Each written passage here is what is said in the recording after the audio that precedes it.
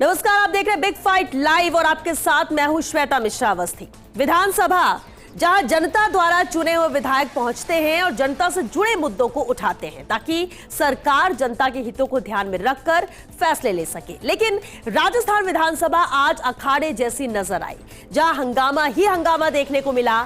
हिंदू और आदिवासी के मुद्दों पर सत्ता पक्ष और विपक्ष में यहां जोरदार घमासान होता नजर आया। ऐसा लग रहा था जैसे विपक्ष ने शिक्षा मंत्री के खिलाफ मोर्चा खोल दिया हो। एक समय तो विपक्षी विधायकों ने वॉकआउट तक कर दिया और शिक्षा मंत्री के इस्तीफे की मांग पर अड़े रहे। दूसरी ओर शिक्षा मंत्री मदन दिलावर ने भी कांग्रेस को खूब आड़े हाथ लिया। हालांकि विधानसभा अध्यक्ष वासुदेव देवनानी ने सदन चलाने का भरसक प्रयास किया। कई बार उनका सख्त रवैया भी दिखाई दिया और उन्होंने हंगामा करने पर विधायकों को जमकर फटकार भी लगाई है। आज बात इसी मुद्दे पर कि क्या विधानसभा का सत्र यूं ही चलेगा।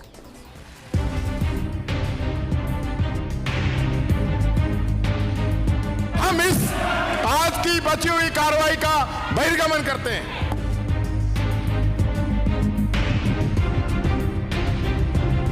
सदन में ये नियमों के खिलाफ है, इनके नाम नोट कर लो।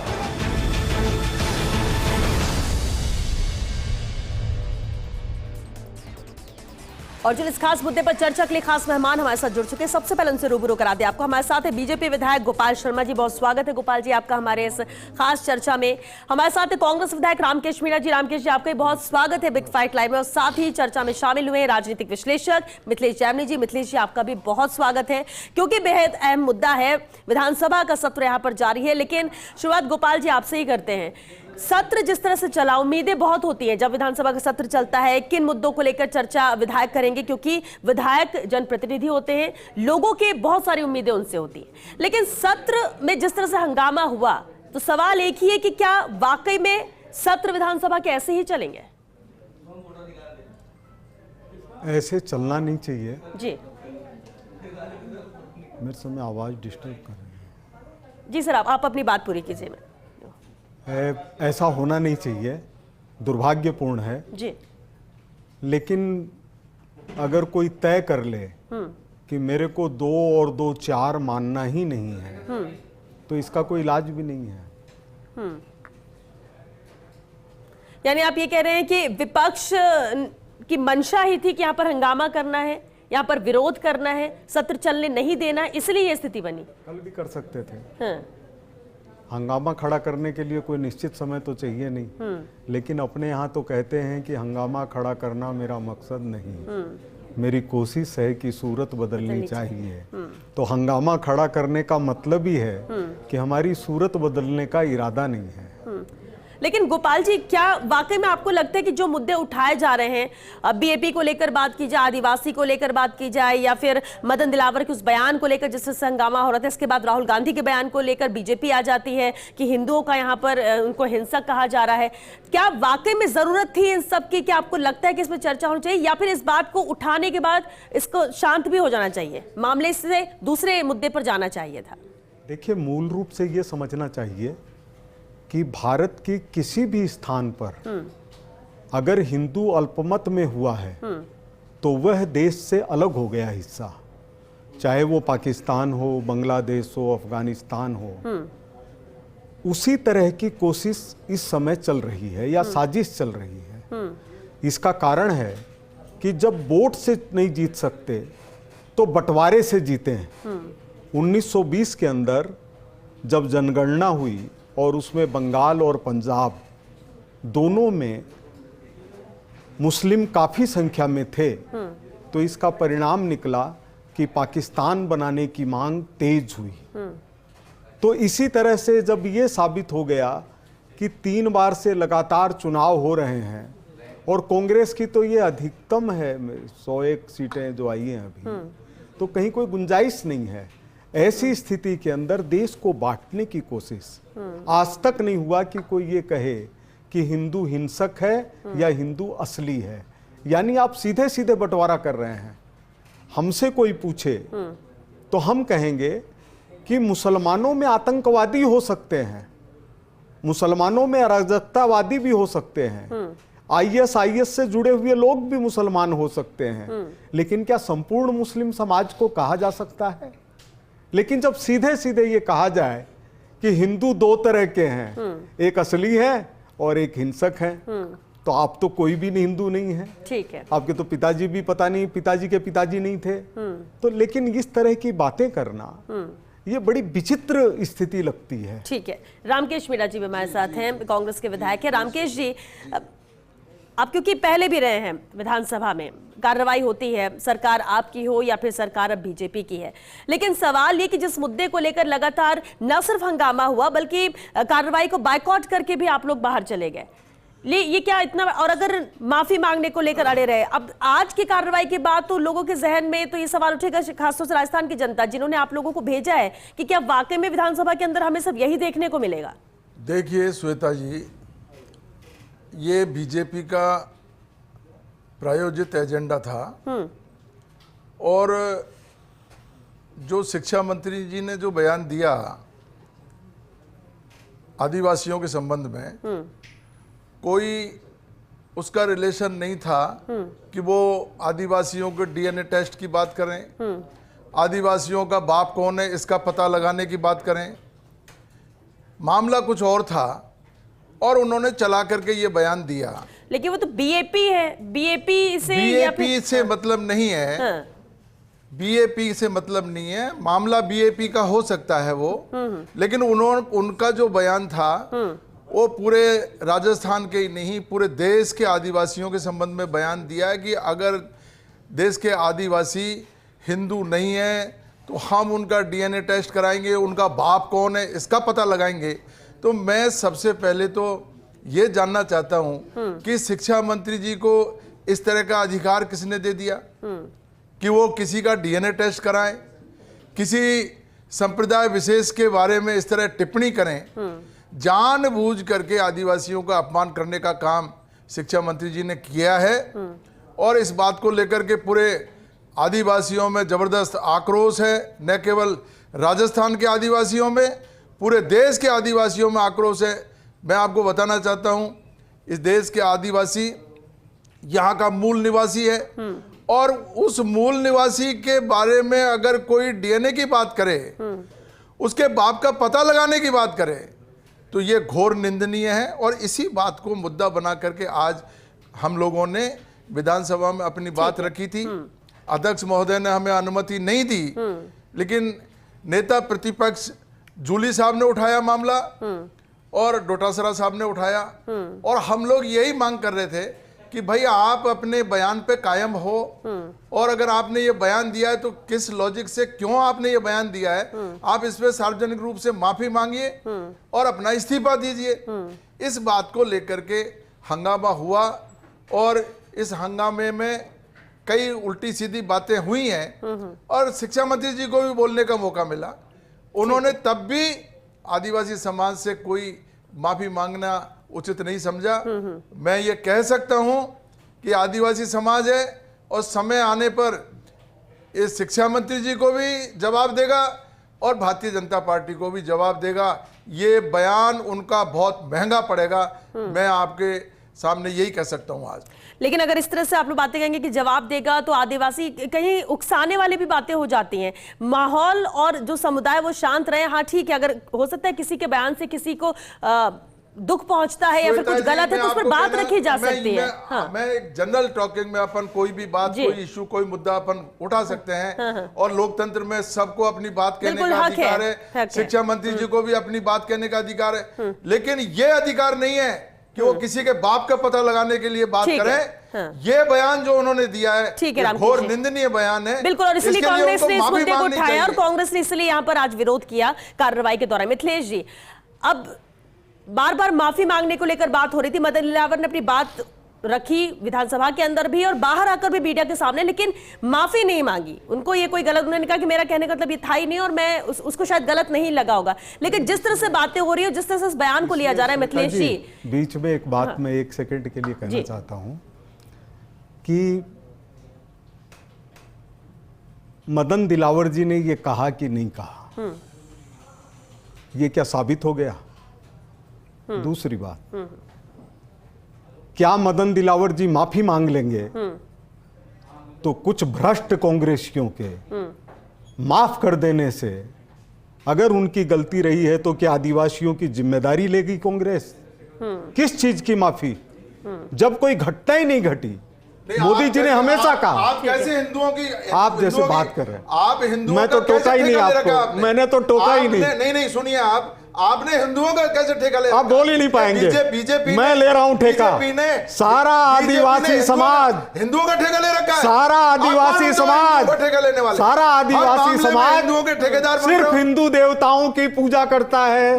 अगर कहीं कोई सुना हो तो कोई बता दे, बेणेश्वर धाम किसका है? आदिवासी किसकी पूजा करते हैं? बिरसा जी को भगवान क्यों कहते हैं? आपको आदिवासियों के संबंध में भगवान बिरसा को मुल्ला बिरसा तो नहीं कहते आपको आदिवासियों लेकिन के ये संबंध में। इतना जरूरी है कि ये कोई क्या भी विचित्र बात है? कोई इसका ठेकेदार नहीं हो सकता। लेकिन मिथिलेश जी, ठेकेदार कैसे कोई हो मिथिलेश जी, सकता है? आप हिंदू कैसे या ठेकेदार हो? मुसलमानों आप का? कैसे ठेकेदार हो सकते हो? एक हम मिनट, नहीं हैं। ठीक है बीजेपी राकेश हर जी, समय हिंदुओं राकेश का जी, ठेका राकेश कोई जी, बात नहीं। राकेश हिंदू जी, का मतलब है इस देश में रहने राकेश जी, वाला। गोपाल जी, एक मिनट, मिथिलेश जी की भी बात सुनते हैं। मिथिलेश जी, इसी पर एक प्रतिक्रिया, क्योंकि इस बयान को लेकर मदन दिलावर के इस बयान को कैसे लिया जाए? दो तरीके से मतलब निकलते हैं, लेकिन जिस तरह से मतलब निकाला जा रहा है या जो कहा जा रहा है, उसके बाद ये विरोध बढ़ रहा है, नाराजगी व्यक्त की जा रही है। कार्रवाई के दौरान भी किस तरह से हंगामा हुआ, आज सभी ने देखा। देखिए, इसमें जो सबसे महत्वपूर्ण तथ्य है वो ये है कि बीजेपी ने अपना स्टैंड क्लियर कर दिया है कि वो आदिवासियों को हिंदू मानती है। तो सबसे पहले तो कांग्रेस ये तय करे कि वो आदिवासियों को हिंदू मानती है या नहीं मानती है। जो दूसरा महत्वपूर्ण बिंदु है वो ये है कि आज अगर जो सदन में मदन दिलावर जी ने बयान दिया, उसमें अपरोक्ष रूप से माफी मांग ली है। उन्होंने कहा है कि मैं इनको भगवान की तरह मानता हूं, और दूसरा इंपॉर्टेंट कि ये सनातनी हैं और हम सब आदिवासी हैं। और मुझसे किसी पत्रकार ने पूछा और वो निकला, उसके लिए उन्होंने अपरोक्ष रूप से माफी मांग ली। तो उस पर हंगामा होना इतना इंपॉर्टेंट चीज है। असली हंगामे का रीजन ये है कि कांग्रेस को सबसे बड़ा डर है कि वांगड़ इलाके में जो पिछले बार महेंद्रजीत मालवीय की सीट पर विधानसभा का चुनाव हुआ और वहां बाप पार्टी जीत गई, और अब फिर उपचुनाव है, और कांग्रेस के लिए इससे बड़ा गोल्डन अपॉर्चुनिटी नहीं हो सकती कि वो आदिवासियों की पैरवी करके और अपनी तरफ माहौल कर सके। और सबसे दूसरा रीजन जो भागने का मूल कारण है वो है कि 25 साल से इस विधानसभा में एक नूरा कुश्ती चल रही थी कि जो प्रगति प्रतिवेदन थे, चाहे रीको का हो, चाहे डेयरी का हो, चाहे बिजली का हो, उस पर कभी बहस नहीं होती थी। लोक लेखा समिति होती थी, उस पर साइन करा लिए जाते थे। तो ये पहली बार जो शुरुआत हुई और उसमें पोल खुलने का डर था, और जिस अंदाज में राज्यवर्धन जी राठौड़ ने आकर बाहर कहा कि वो क्यों भागे, रिको में कितने घोटाले हैं, क्योंकि 22-23 का जो प्रतिवेदन था उसमें सारे घोटाले साफ आ गए थे। तो दूसरा रीजन भागने का ये था। और तीसरा रीजन यह है कांग्रेस में कि 2028 में कौन बनेगा मुख्यमंत्री, उसकी रेस शुरू हो गई है और सब उछल उछल कर अपनी पावर दिखा रहे हैं। लेकिन जहां तक आदिवासियों का मामला है, रामकेश मीणा जी ने जब आमागढ़ की पहाड़ी पर किरोड़ीलाल मीणा 72 साल की उम्र में 3 बजे चढ़कर ध्वजा फहराते हैं, तब भी इन्होंने कहा था कि आदिवासी अलग है, हिंदू अलग है। लेकिन किरोड़ीलाल मीणा ने आज फिर साबित कर दिया। उन्होंने कहा कि मैं पूरी तरह हिंदू हूं। इस्तीफा देने के लिए उन्होंने जगह चुनी शंकराचार्य के वहां जाके, और वहां कहा कि मैं राम को मानता हूं और रघुकुल रीत सदा चल आई, प्राण जाए पर वचन न जाई। और दूसरा कहा कि मैंने हरिश्चंद्र को पढ़ा है, सत्यवादी को, मैं सत्यवादी की राह पर हूं। तो कहीं न कहीं जो अभी विधायक गोपाल शर्मा जी कह रहे थे कि जो आदिवासी है वो हिंदू है, उसका आज बड़ा प्रत्यक्ष प्रमाण इस्तीफा देते समय किरोड़ीलाल मीणा जी ने भी पेश कर दिया।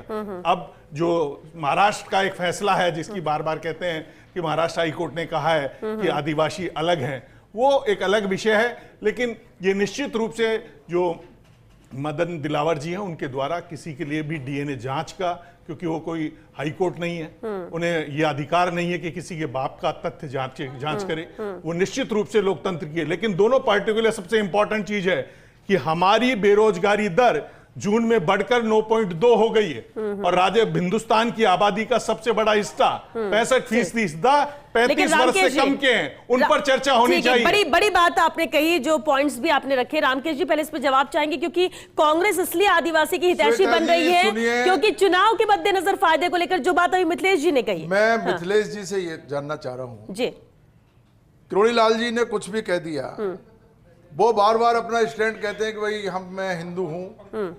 मैं उनके बारे में कोई टिप्पणी नहीं करना चाहता। इस देश में सबको अपना अपना धर्म मानने के लिए स्वतंत्रता है, लेकिन इस देश का आदिवासी उसका हिंदू धर्म नहीं है और वो हिंदू नहीं है, ये मैं नहीं कह रहा हूं, इस देश का सुप्रीम कोर्ट कह रहा है।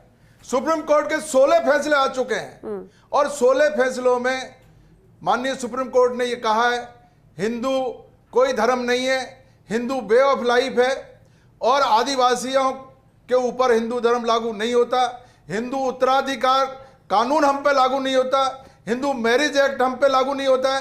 तो हम कैसे हिंदू हैं, आप बताइए जरा।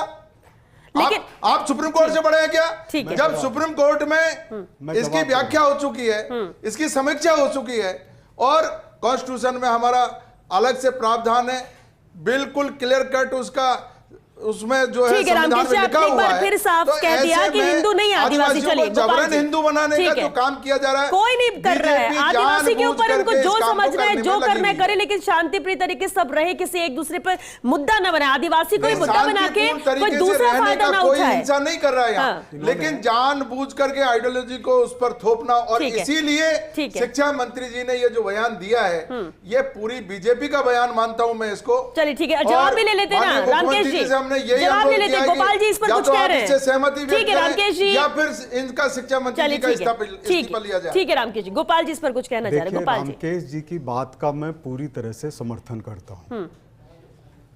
ये जिस वे ऑफ लाइफ की बात करते हैं वही हिंदुस्तान की विशेषता है कि चाहे कोई मुस्लिम हो, चाहे कोई ईसाई हो, चाहे आर्य समाज का मानने वाला हो, चाहे सनातन संस्कृति का मानने वाला हो, किसी भी संप्रदाय मत पंथ में आस्था रखने वाला हो, अगर वो हमारे उत्तरम यत् समुद्रस्य हिमाद्रेश्चैव दक्षिणम, जो कश्मीर अपने हिमालय से लेकर समुद्र तक की सीमा में रहता है, अपने को भारतीय मानता है, वो स्वतः हिंदू है। इसका कारण है खुद श्री राहुल गांधी चाहे जब जनेऊ उल्टी सीधी पहन करके कहते हैं कि मैं दत्तात्रेय ब्राह्मण हूं, सबूत देखना हो जाके अपने देख लीजिए, पुष्कर जी में उन्होंने अपने हाथ से लिखा है दत्तात्रेय ब्राह्मण। तो जब वो अपने को दत्तात्रेय ब्राह्मण मान रहे हैं तो किस आधार पर मान रहे हैं? उनके दादाजी तो ब्राह्मण नहीं थे। जब उनके दादाजी ब्राह्मण नहीं थे तो भारतीय परंपरा के अनुसार उनके पिताजी भी ब्राह्मण नहीं हुए। लेकिन वो मेरे को कहने दीजिए। बिल्कुल मैं तो आपकी बात पर ही नहीं जा रहा हूं। गलत व्याख्या कर रहे हो आप, गलत व्याख्या कर रहे हो। मेरा श्वेता जी, मेरा इतना सा कहना है, धर्म हिंदू नहीं है, धर्म सनातन है और सनातन धर्म की विशेषता है। सनातन का मतलब होता है प्रकृति और आदिवासी प्रकृति धर्म को मानने वाला व्यक्ति है, समाज है। ठीक है रामकेश जी, लेकिन मिथिलेश जी, सनातन धर्म को हम लोग मानते हैं। आज भी हमारे गांव में ये परंपरा चली हुई है, अगर कोई भी पंच पंचायत होती है हम कहते हैं, मुद्दा हो जाता है, आप सूर्य की तरफ हाथ करके कहिए, आप जल के हाथ लगा करके सौगंध खाइए। तो इसका मतलब हम नेचर को मानने वाले लोग हैं। आदिवासी समाज प्रकृति को मानने वाला है, सनातन धर्म को मानने वाला है। ठीक है, लेकिन मिथिलेश सनातन जी, धर्म को हिंदू धर्म से नहीं जोड़ा जाए, ये जो भाषाई मिस्टेक है, जो शब्दावली है, इस शब्दावली को ठीक करने के लिए मैंने मोहन भागवत साहब को भी लेटर लिखा है, मैंने आदरणीय प्रधानमंत्री जी को भी लिखा। ठीक है और रामकेश जी, राष्ट्रपति जी को लेकिन भी पत्र मिथिलेश लिखा है जी कि एक सवाल, आप इसमें आप सुधार करिए। ठीक है सनातन रामकेश जी, लेकिन धर्म और हिंदू धर्म में फर्क है। सवाल यही है कि हिंदू धर्म, सनातन धर्म, आदिवासी हिंदू नहीं है, या कोई कह रहा है कि आदिवासी हिंदू है, या फिर कौन अल्पसंख्यक है कौन नहीं। सवाल ये है कि एक दूसरे पर जो जिस धर्म को मानता है वो मान रहा है, वो उसके हिसाब से ही वो अपने उसकी दिनचर्या है, उस हिसाब से वो काम कर रहा है, उस हिसाब से उसका विश्वास है। अब किसी पर थोपना, कहना या इसको मुद्दा बनाना, क्या वाकई में माने कि हितैषी कोई आदिवासी का है, या फिर एक मुद्दा मिल गया है और इस मुद्दे पर ही एक दूसरे से बढ़ चढ़कर साबित करके बात अपनी रख कर ये दिखाना चाह रहे हैं कि कौन कितना करीबी और कौन कितना हितैषी है आदिवासियों का? लेकिन निश्चित रूप से ये तो पॉलिटिकल जो गेम होता है उसमें अपनी जो बॉल डाली जाती है बहुत सोच समझ के डाली जाती है, और बाई इलेक्शन जीतना है तो कुछ न कुछ ऐसा करना होगा। तमाम पार्टियां, चाहे बीजेपी हो, चाहे कांग्रेस हो, चाहे बाप हो या आदर्श पार्टी हो, लेकिन जो सबसे अहम चीज है जो अभी रामकेश जी ने की, वही हिंदू धर्म और सनातन धर्म का एक ही सिद्धांत है, वायु गगन अरु अनल समीरा पंच रचित यह अधम शरीरा। जो अभी कह रहे थे सूर्य की तरफ हाथ करके कसम खाते हैं, ये हिंदू भी करते हैं। यानी मूलतः सब एक है, लेकिन किसी पर आप थोपा नहीं जा सकता, क्योंकि भारत के संविधान में धार्मिक स्वतंत्रता का अधिकार है। तो ये एक इंपॉर्टेंट चीज है। लेकिन कांग्रेस को ये क्लियर करना पड़ेगा कि क्या जो तीसरी अब जनगणना आएगी उसमें एक नया कॉलम बनाया जाए कि हिंदू मुस्लिम धर्म के साथ एक आदिवासी धर्म का कॉलम रखा जाए। एक और इंपॉर्टेंट चीज है कि क्या कांग्रेस क्लियर करेगी कि इनका धर्म अलग है तो हिंदू नहीं है, तो क्या केवल हिंदू एसटी वालों को आरक्षण है संविधान में या अन्य जो एसटी हैं उनको आरक्षण है, वो भी आपको क्लियर करना होगा। उसके बाद कुछ काम करना बिल्कुल, क्योंकि वक्त खत्म हो रहा है। रामकेश जी, एक लाइन में बस जवाब चाहूंगी कि आज देखिए ठीक है आप लोग ने बात रखी, मुद्दा उठाया, चर्चा की, हंगामा किया, बायकॉट किया, लेकिन क्या ये मुद्दा आज यहाँ पर खत्म होता है? क्या माने कि 10 तारीख से श्वेता जी ये बजट सत्र होगा? ये मुद्दा बिल्कुल भी खत्म नहीं होने वाला है। आगे क्या? आज शिक्षा मंत्री जी को, भारतीय जनता पार्टी के लोगों को ये बिल्कुल संकेत दे दिया है, अगर शिक्षा मंत्री जी ने समय रहते माफी नहीं मांगी, इस्तीफा नहीं दिया, तो ये पूरे राजस्थान भर में ये प्रदर्शन होगा और शिक्षा मंत्री जी जहां कहीं भी जाएंगे हम आदिवासी लोग उनका विरोध करेंगे, हमारा विरोध जारी रहेगा।